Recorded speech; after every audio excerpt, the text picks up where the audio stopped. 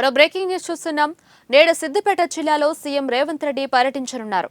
మధ్యాహ్నం 1:30 ముఖ్యమంత్రి బేగంపేట నుంచి హెలికాప్టర్లో సిద్దిపేటకు బయలుదేరతారు సీఎం రేవంత్.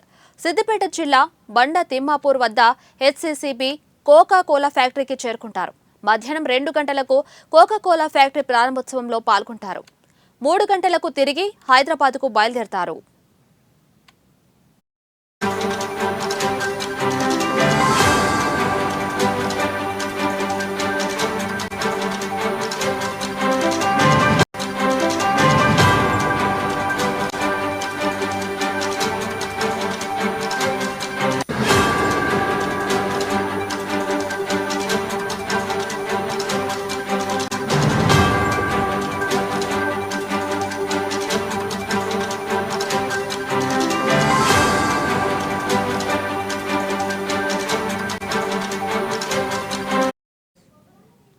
మూడు గంటల 30 నిమిషాలకు ఎన్టీఆర్ మార్గులోని హెచ్ఎండిఏ గ్రౌండ్స్ లో ప్రజాపాలన విజయోత్సవాల్లో భాగంగా నిర్వహించే ఆరోగ్య ఉత్సవాల్లో పాల్గొంటారు.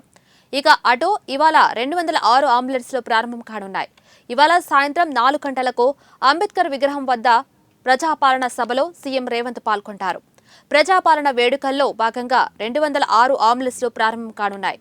సాయంత్రం 4 గంటలకు సీఎం రేవంత్ చేతుల మీదుగా అంబులెన్స్లు ప్రారంభమవుతాయి. 442 civil assistant surgeons, 24 food safety అధికారులకు పోస్టింగ్స్ ఇస్తారు. 16 నర్సింగ్ కాలేజీలు, 28 పారా మెడికల్ కాలేజీలు మంజూరు చేయనున్నారు.